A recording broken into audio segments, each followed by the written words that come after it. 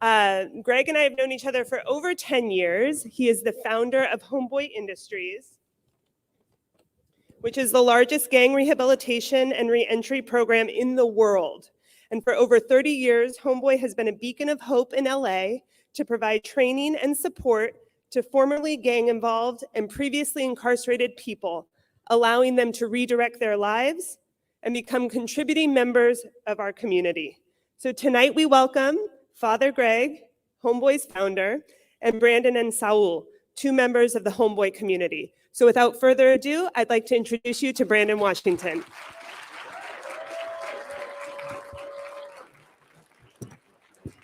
Hello, my name is Brian Washington, and I'm part of Homeboys Industries.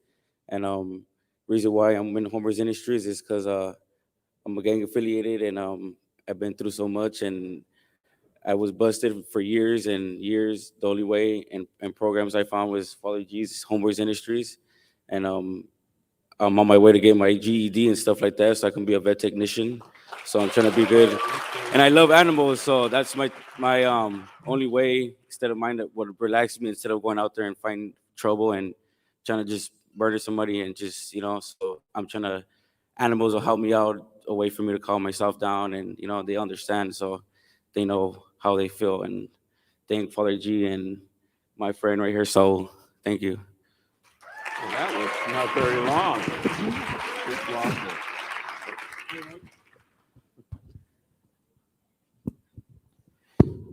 It worked. For real. Yeah. Well, my name's Saul, and I'm employed at Homeboys too.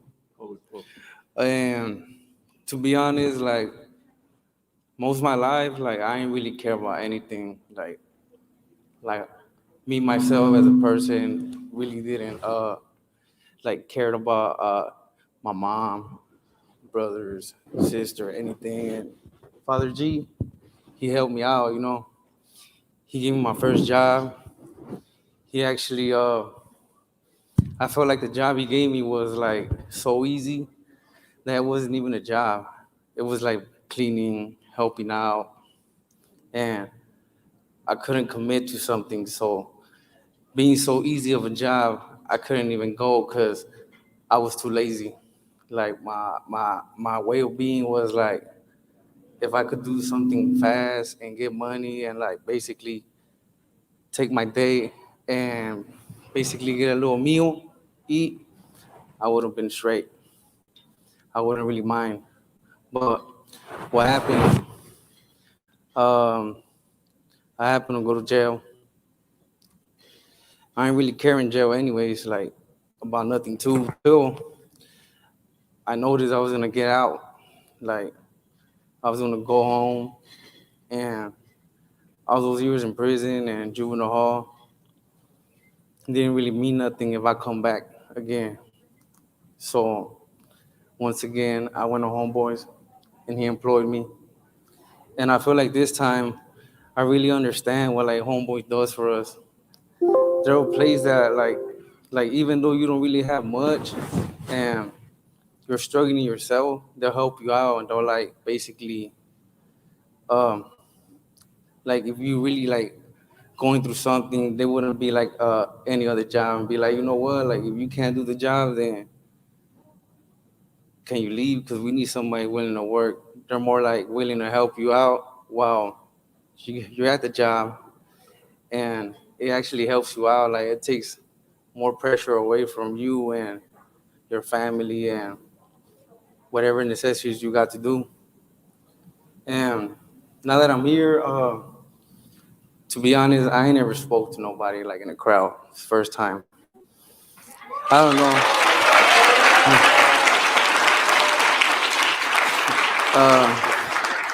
It feels like nerve wracking, but you just gotta do it. You just gotta do it.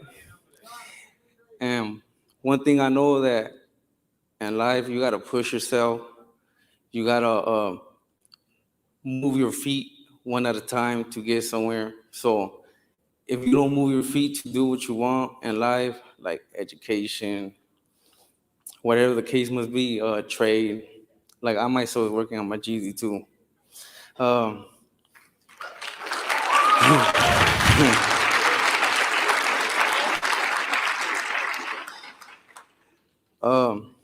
I was just telling you the other day, I never read a book until I went to prison. My first book was Wizard of Oz. For real. It was so easy that when I was reading it, I was actually seeing the movie. Like in my head, easy words, easy sentences, little brick wall, whatever. you know. And after that, I noticed that was a way of like escaping a cell. Like if I'm in this room for like 23 hours, 22 hours, I could easily pick up a book, which I like fiction, and go and fly and like basically, basically be part of the story. And then I decided one day to take my GED. And all my life, I felt dumb. Like when you're used to being told that you ain't really worth nothing, you grow up thinking that you ain't nothing. Like that's how the mind works. Like so in general, I never felt smart enough to pass a test. And one day I just took it. I passed the reading, science, and I'm not even a scientist. And history, which I don't even know about history. I I just basically read what I read and looked back and found the answers. So now, like, I'm trying to pass math. That's something you really gotta know what you're doing. For real. For real. Hey man, it's hard. Once it comes to like Y's and Z's, and I be like, man, I feel like I'm learning my ABCs, basically. But what I really want to say is I'm right here. I thank Father G. He has changed my life. I met G through a juvenile hall. I used to just go to church just to get on my bunk. Like, instead of being sitting in my bunk, I go to church and he'll be preaching, talking about everything he talks about, telling us about homeboys. And basically, like I would just go and I really, really pay attention. It was more of like, man, I'm outside this little room or this little whatever I'm at. So as long as I could walk over there and see other people and talk, I don't really mind. Till one day I got out when I was in juvenile hall and he gave me a job. And that's how I know about G. And that's not even my only time I ran into him in jail. I ran into him every time I went to jail. So he was consistent. For real, he was consistent. Yeah. Like, you would think like somebody will go and be like, say something, and he's consistent for like 2 years, and then next time you go, they're like, oh yeah, he just stopped coming out of nowhere. But he stood. And now I'm here, getting my second chance, trying to make a living, and trying to find what makes me happy and what I could do to basically be happy and away from jail. And well, that's it. Yeah. Yeah.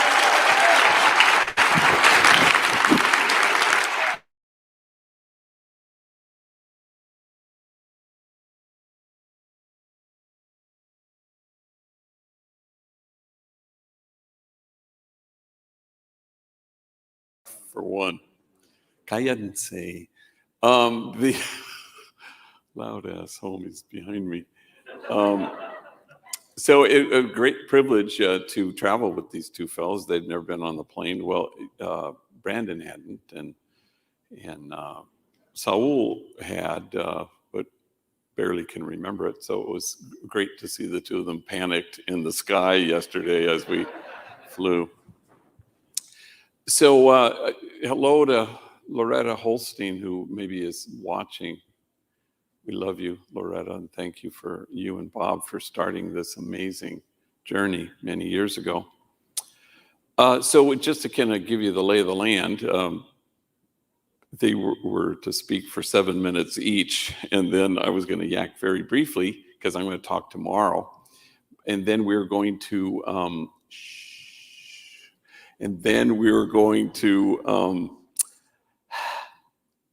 engage in question and answer.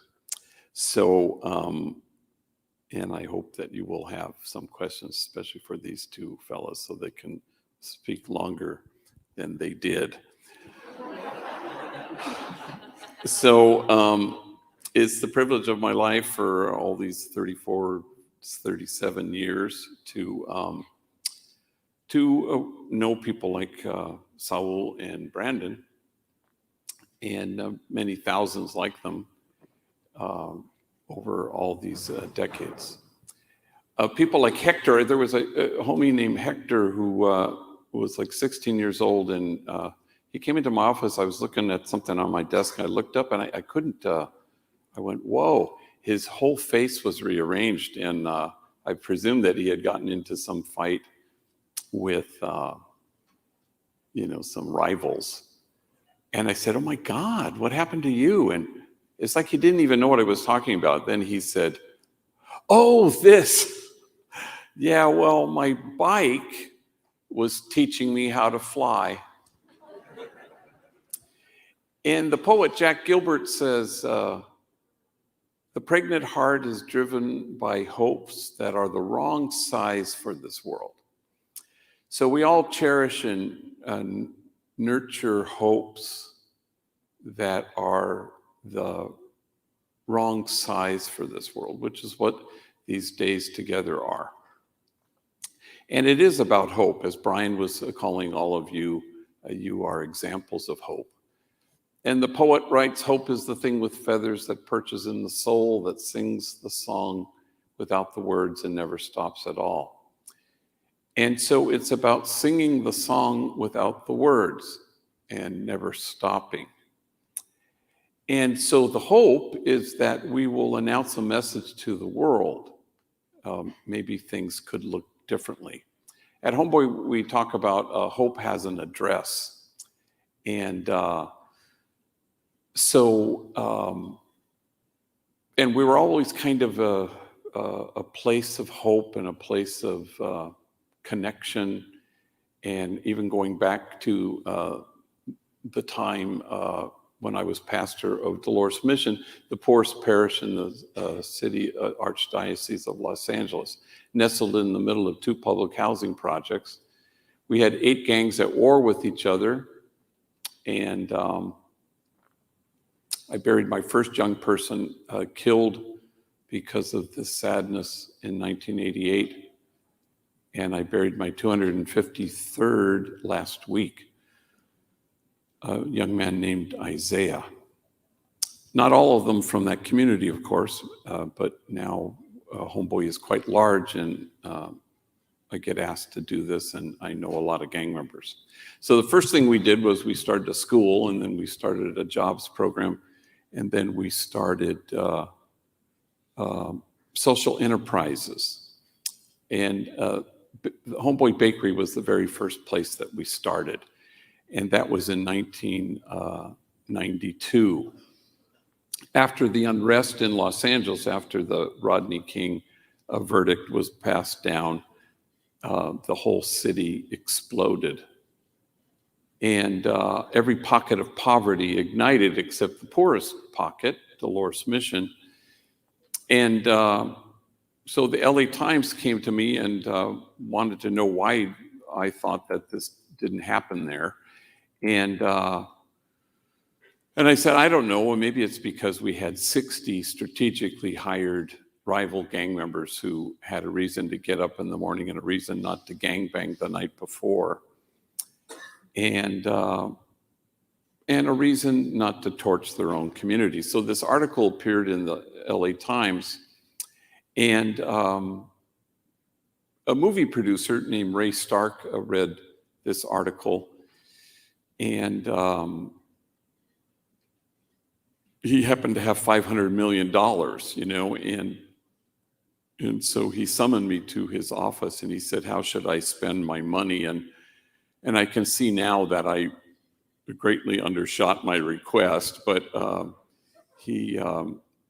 I said, well, there's an abandoned bakery across the street from the church, and you could buy it, and it has ovens. They don't work, but you could fix them. And I don't know, we could call it Homeboy Bakery, and rival gang members can wear hairnets and work side by side with each other. So he said yes. And so we were off and running. This was in 1992, and this was kind of the wrong size for the world because people wanted to demonize the gang member. In those early days, the first 10 years of Homeboy, we had death threats, bomb threats, hate mail, and not from gang members, but from folks who had thoroughly demonized gang members. In fact, we had a young girl named Lisa who was right out of a probation camp, and she grew up in the projects, and she was answering, the phone, and she said, "Homeboy Industries, how may I help you?" And she said, "Bring that bomb over here, motherfucker." That's right, yes. 1848 East First Street, and I'm saying, "I'm sorry, Lisa, what is that?" And it's some fool who wants to blow the place up, and I said, "Well, say God bless you and have a nice day." She's giving the Mad Bomber map quest, and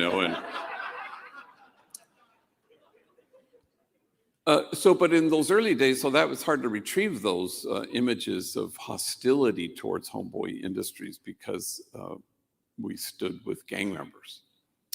And so people from all over the world came to see Homeboy Bakery. It was TV crews and busloads of Japanese tourists, take me to your bakery. And even Prince Charles and his business advisors came to see the place. And so in those early days, we had our foreman was a man named Roman. And Roman had been the biggest drug dealer in our in the projects, and I knew all of them, and he was the most lucrative. And he just always resisted any invitation to work at Homeboy until he didn't. And in recovery, we always talk about, it takes what it takes. A long stretch in prison, the birth of a son, the death of a friend. I suspect for Roman, it was the birth of his daughter, Clarissa. And so he finally, put away his day job and night job and became a baker at Homeboy Bakery. And so he was a leader in his gang, so it was natural as he became a leader as the supervisor of the bakery. And he not only did he work with his enemies, he had to supervise them, which is a great deal more difficult. And but he also had to greet the people who were endless stream of news people and tour groups that came in, and he hated that part of the job. And he and I once were waiting in the bakery parking lot for this odd group of Central Californian farm owners who wanted to see the famous Homeboy Bakery. So he's having a bad attitude day, and we're standing out in the parking lot, and he doesn't want to give this tour. And I said, "Well, get over it." And the bus comes in. I said, "Oh, hi, why don't you park over there?" And as it's parking, it's one of those slick, sleek, ultra-modern buses that have the microphone at the front, and for the tour guide. And Roman is pretending that he's the tour guide. "Welcome to Homeboy Bakery. Observe gang members in their natural habitat. Please keep your hands in the bus at all times. Do not attempt to feed the homies. They are not yet tame." I'm saying, "Cállate, cabrón." And "Oh, hi, how are you?" and "Welcome." And so I leave, and Roman gives the tour. So later on, I see him, and I say, "Hey, how did that tour go?" And he goes, "Damn, gee, what's up with white people anyway?" I said, "I don't know, what is up with us?" And I said, well, they always be using the word great. I said, really? He goes, yeah, check this out. This busload of gabachos, white people, they come in and they see the bakery and everything is clean and everything's operational. And wow, this place is great. And then they see the homies working side by side with each other. You fellas are great. And then they try the bread and they go, wow, this bread, it's great. He goes, how come white people always be using the word great? I said, I don't know. This is the first I've ever heard of this. And trust me, from that moment forward, every opportunity I could find, I told him how great he was, just to mess with them. And well, cut to about like 3 months later, I went there at closing time, which was around 11 o'clock at night. And Roman rushes me at my car and he goes, you're not going to believe what happened yesterday. So he tells me that he goes to pick up his 4-year-old daughter, Clarissa, at the babysitter's after his shift. And he drives home to his humble little apartment where for the first time in his life, he's paying rent with honestly earned, clean, decent money. And he unlocks the front door and she just goes running down this little tiny hallway and she lands in the sala and she plants her feet and she takes the whole room in with her gaze. And she says, this is great. And he said, I thought she was turning white on me. And he gets down at eye level. He says, Mija, what's great? And little Carissa, she clutches her chest and she says, my home. And as soon as he says those 2 words, immediately our eyes well up with tears. And we stare at each other for what feels like an eternity. And I finally break the silence. I say, you did this. You never had a home in your life, and now you got one. You did this. You used to be the biggest drug dealer in town, and you stopped and you baked bread instead. You did this. You've never had a father in your life, and now you are one. And I hate to have to tell you, but you're great. And I hate to have to tell you, but the first time I ever retrieved that story from my memory bank was to tell it at a Roman's funeral. And he had been preparing the trunk of his car, packing for a camping trip he was going to take. And 2 guys came into the part of the projects where he lived, and their faces were covered. And they saw him, and they must have thought he'll do, and walked up and executed him. But I told that story because of the questions I kept getting from his homies and his friends that spanned the course of that week from his death to his funeral. And they kept asking, what's the point of doing good if that can happen to you? And it's a good question, and it's worthy of an answer. And so I told that packed church that here was the point, that before he left us, he came to know the truth of who he was, that he was exactly what God had in mind when God made him.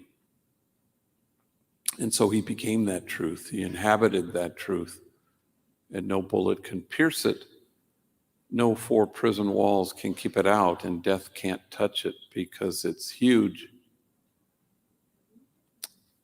But we all have to reach in and dismantle the messages of shame and disgrace that keep people from seeing their truth. You don't save the day, you don't fix people, you don't rescue folks at the margins. You hold up the mirror and everybody is returned to themselves in the process. Everybody assumes their own dignity and nobility. As the Buddhists say, "O nobly born, remember who you really are. And so with exquisite mutuality, we go to the margins and we try to inhabit our truth and our nobility and our dignity as people. The Christmas carol goes like this: long lay the world in sin and error pining till he appeared and the soul felt its worth. And yeah, it's a story about Jesus, and yeah, it's a story about Christmas. But how is it not the job description of every one of you here this weekend? You appear and the soul feels its worth. Exactly right. And to appear in such a way and to embrace an exquisite mutuality where there is no us and them, just us, where you go to the margins not to make a difference, but to allow folks there to make you different, is the wrong size for this world. But that's what it looks like to sing the song without the words and to never stop at all. Let me just tell one more story, and then I'm going to open it up to you guys. And apparently there's a microphone there in the middle of the floor, though we're a small enough group that you can probably holler out your questions. But a number of years ago, I would ride my bike in the middle of the night, patrolling the 8 gangs in the projects. And so I'd have this big black beach cruiser when I was pastor, and I would ride around, and I would, this one night it was in Aliso Village, and I was kind of just kicking it with these 8 guys in a darkened archway in the projects. And then I looked over to the side. I could see in the parking lot there was a homie we all called Bandit, who had run up to a car, and he was selling crack cocaine, which is what they did then. And then he walked back to the darkness where he didn't know I had arrived, and he was counting his money. And I wish I could say that he was embarrassed, but he wasn't so much. And he never stepped foot in Homeboy Industries until he did. And he was tired of being tired, as he said that day when he came to Homeboy. And so he started to do the work, and he started to excavate his wound, and he started to decide to transform his pain so he didn't have to transmit it anymore. And he went to therapy, and he got tattoos removed, and he went to anger management class, and he came to terms with what had been done to him as a child and what he had done as well. And then the time came for him to move on, and we try to keep the transition seamless. So between our 18-month training program, which these guys are in, then they move on and get a job located for them by somebody in our workforce development office. And he was sent to his next destination, more resilient than when he had arrived. And now the world was going to throw at him what it will, but this time he wouldn't be toppled. And so he goes to some kind of warehouse job, a first kind of job, entry-level job. And he works there. And he's like there 5 years, and then he becomes el mero chingón of the whole place. He's running the floor. And then he's 3 years after that, he becomes even more elevated. And gets married to his childhood sweetheart, and has 3 daughters, and he buys a home. And no news is good news, and I hadn't heard from him in a long time with gang members. It's good news. And he calls me on a Friday afternoon with a little bit of panic in his voice, and he says, "Gee, you gotta bless my daughter." I said, "¿Qué pasó, mijo? Is she sick, or is she in the hospital?" And he said, "Oh, no, on Sunday she's going to Humboldt College." Imagine my oldest, my Jessica, she's going to college. And but she's a little chaparrita and we're afraid for her. And she's, Humboldt's far, it's way up north. Do you think you could give her a blessing before she goes? I said, oh my gosh, of course. Look, tomorrow, Saturday, I have baptisms at 1. Why don't you come at 12:30? We'll do a little send-off. And sure enough, they all show up at 12:30, Bandit and his wife and the 3 girls, including tiny little Jessica. And we stand in front of the altar, and I kind of say, well, let's put her in the middle and let's make a circle. And everybody touch her, put your hands on her shoulder, grab her arm, or go ahead, put your hands on her head. And I tell everybody to bow their heads and to close their eyes. And as the homies say, I do a long-ass prayer. I go on. And somewhere in the middle of this prayer, I notice that we've all become chillones, and we're all crying. And I don't know why exactly we're crying, except for the fact that Bandit and his wife don't know anybody who's ever gone to college except me. Certainly nobody in their families. And so, we kind of wipe our tears and we laugh about how mushy we got. And then to kind of change the subject, I look at Jessica, hey, what are you going to study at Humboldt College? And she was very quick, forensic psychology. And I go, damn, forensic psychology. And Bandit says, yeah, she wants to study the criminal mind. And Jessica looks at her dad and does one of these, and he laughs and he says, yeah, I'm going to be her first subject. So we go out to the car, and big abrazos, everybody piles in the car, but Bandit hangs back, and I'm glad he has. And I said, hey, te digo una cosa. I give you credit for the man you've chosen to become, for choosing to walk in your own footsteps. I'm proud of you. And his eyes fill up with tears. And he says, ¿Sabes qué? I'm proud of myself. All my life, people called me a lowlife, a bueno para nada, a good for nothing. I guess I showed them. I said, yeah, I guess you did. And the soul feels its worth. Exactly right. Exactly what God had in mind when God made him. Oh, nobly born. Remember who you really are.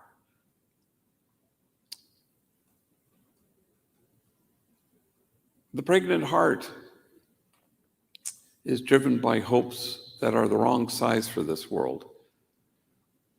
And good for you for cherishing the same hopes.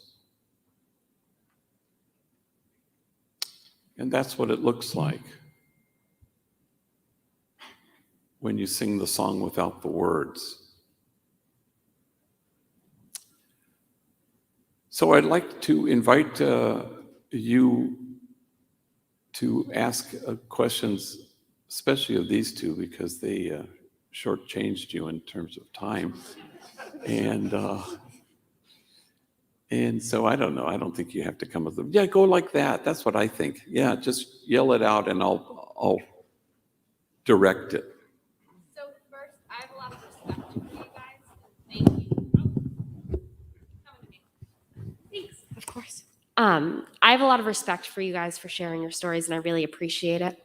I know getting anxious talking about in front of people is not fun, but I was just wondering, how do you find the will to keep the fight going on days when it's really hard?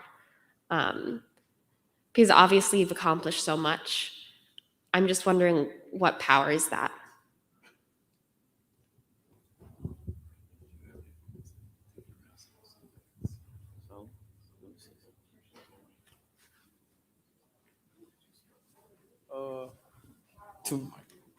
To be honest, what keeps me going is my freedom.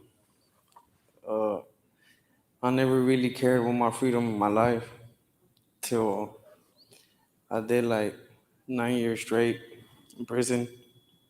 And one thing that keeps me going now is knowing that when you're not close to your family, when they don't know you, they only know you through a envelope, letter, through a phone. And then when you get out, they don't even know you. They don't even like the little kids don't really talk to you. And that's what keeps me going. I want to be part of their life. And I don't want to be that guy. The guy that doesn't really care about them. More like that uncle that they know and that they can be proud of. That's what keeps me going.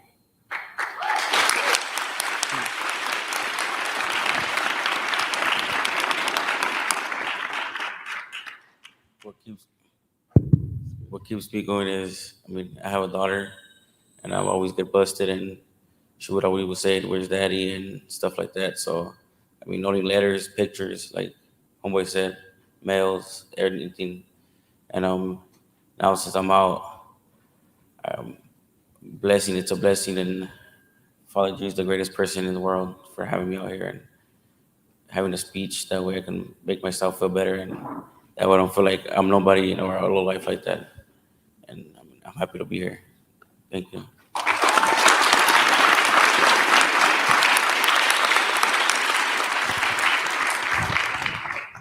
Yeah, go ahead.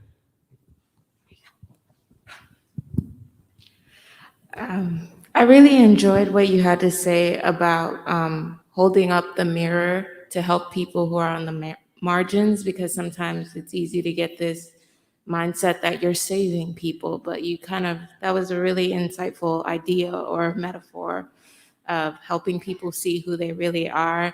And I was wondering if you could explain a little bit more on like how you do that practically, personally, and as an organization, as someone in the future who wants to work with marginalized communities. Like, how can we practically do that work? Thank you. So, I mean, part of what the tenet at Homeboy is relational wholeness. So if it's true that traumatized people are probably more kind of inclined to cause trauma, as they would say, then it's equally true that a cherished person is going to be able to find their way to the joy there is in cherishing themselves and others. So it's all relational wholeness. It's all, we call it therapeutic mysticism at Homeboy, where we, you just enter, it's the relationship that saves and heals. So it's not like, my words of wisdom or even somebody's action. It's, if you can enter into a relationship where people feel seen, homies will say we're used to being watched, but we're not used to being seen. And so that's the essence of, to sing the song without the words. We're so reliant on words. We think it's about words. We want to win the argument, or we want to convince people of something, or we want them to, move beyond the mind they have, but we're going to try to get them there through words. But it's really about something else. It's about showing up. And there's a program, I know a lot of the high schools have Kairos, but in prisons, they have a kind of a mantra. And they tell this to the volunteers before they go into the prisons, because they're nervous about being volunteers and part of the Kairos program, where they think, what should we say? And so their mantra is a simple one: listen, listen, love, love. And that's pretty good in terms of how we should be at the margins as we welcome people, and as we delight in people, and as we allow them to alter our hearts. So it's kind of a stance. It's not taking the right stand on issues. It's about standing in the right place and standing in the right way.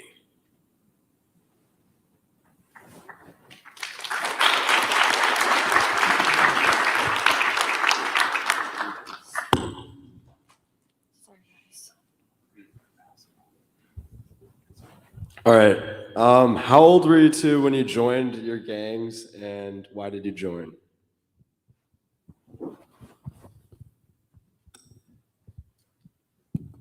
So I was 12 years old when I joined my gang, and where I stay at, it's a small city.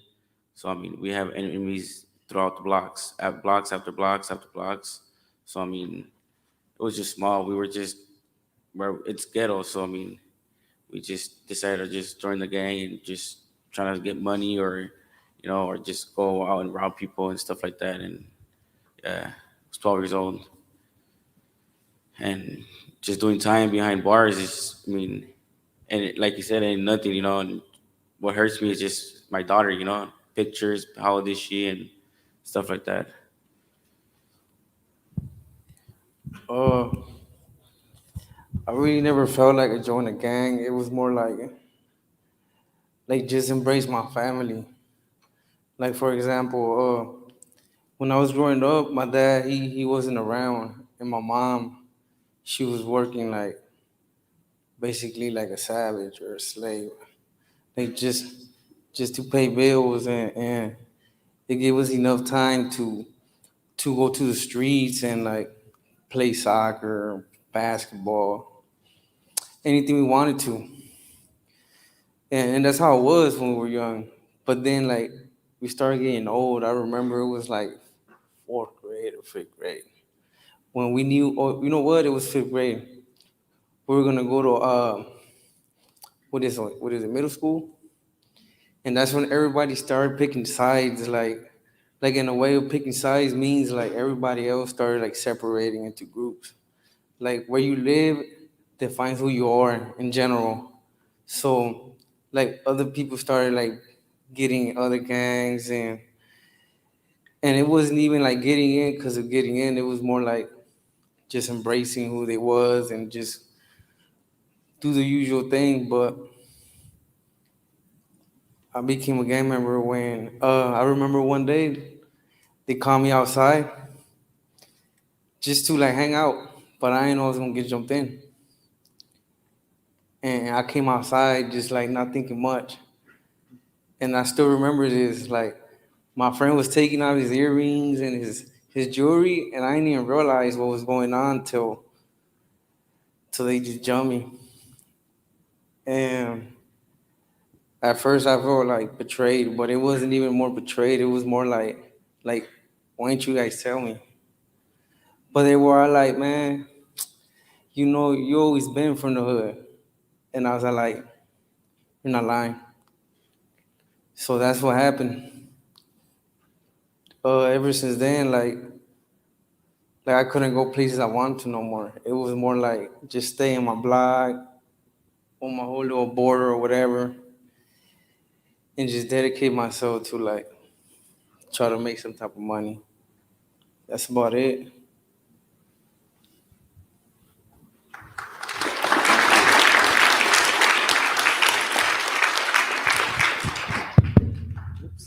My bad.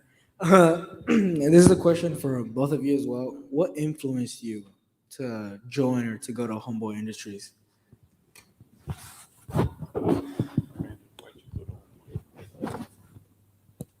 Reason why I went to Homeboy Industries is to better myself, and that way I can have a better life, and I wouldn't be out there in the streets causing trouble, trying to get busted just to go to jail, just to see the homies, or and to go to program. I finished halfway done through the 18-month program, and they helped me with clothes, shoes, anything, because I was homeless, and now I'm back on my feet, and thank God and Father you that I'm here and alive, because I could have been in the grave.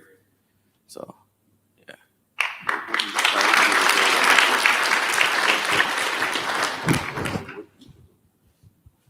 What inspired me to go to Homeboys was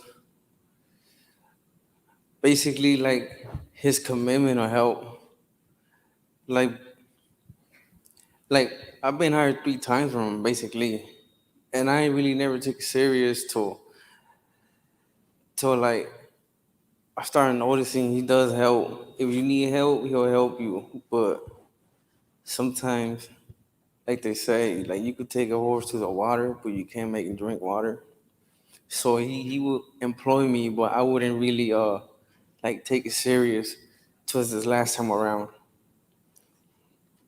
And that's what basically helped me out the most, like from having nothing to having something if it was good.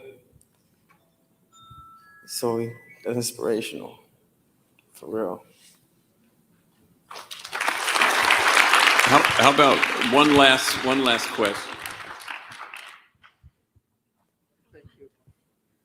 I was gonna say that like people have been generally discouraged because of the pandemic, but at our college we try to bring advocacy to students to kind of show them their worth.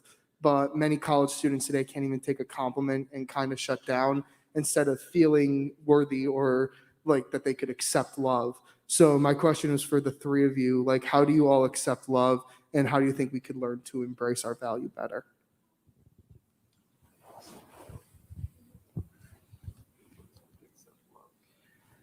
You know what? That's very interesting because I was just telling them about that. That like I'm not used to somebody giving me anything. Like life doesn't work like that. Like somebody just don't give you anything. Like in general, if your car break down, nobody care. If you got money saved up, then you got it.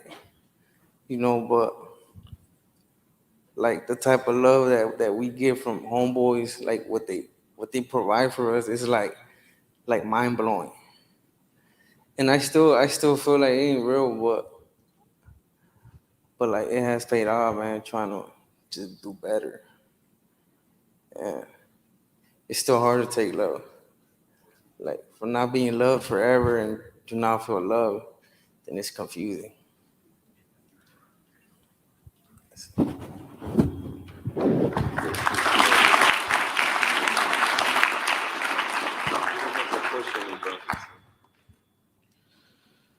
So, I mean, I don't feel loved. I mean, I never felt love because I was never around my family, never around my mom. And the only person that did I love and seen the picture was my daughter, and that just heartbroke me. And I went through programs, second how myself out. And I mean, when I walked into those doors, Homeboys Industries, it just inspired me. Like, wow, I mean, I don't know, I could do this, you know. And so out there just acting like a fool, going to jail and doing this and that. And now I just, little by little, I feel kind of little love, but I mean, it's hard to feel love. It's hard.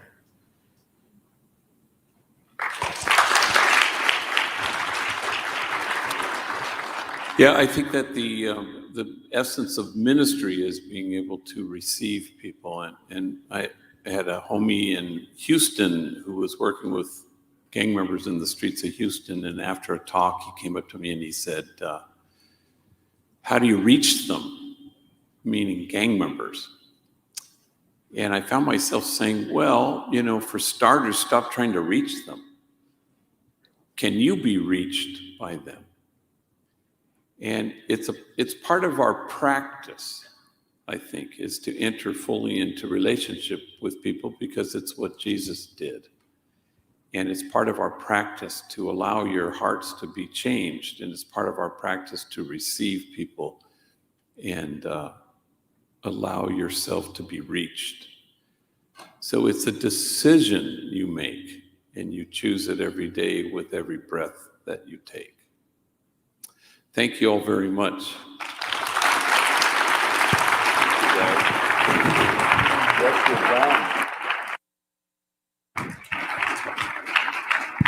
Hi, let's give another huge round of applause to Brandon, Saul, and Greg. And before we adjourn, we definitely have a message from our sponsor, the Boston College School of Theology and Ministry. So stick around for 75 seconds, please.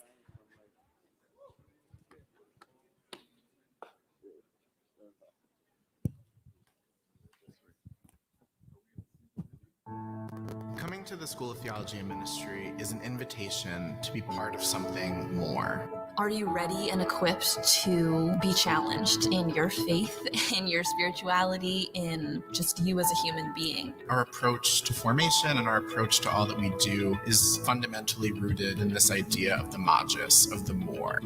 The Jesuit identity is definitely the most distinct component of what makes Boston College and the STM different from other institutions. It really is that whole person understanding, wanting to form you as a holistic person and understanding how that really impacts you as a scholar, as a minister. You have a built-in community of people that are here to cheer you on and help you in any way that you need. When you're really able to encounter people who are able to open your mind to new things, you're able to learn so much more and really grow. I think we need people from all different backgrounds to give their perspectives and to come with their worldview that might be different than the person sitting next to them. And we think about the world and the many ways that it is in desperate need of our students and our community and of our graduates to be agents of transformation. That is what the pilgrimage of the School of Theology and Ministry is about.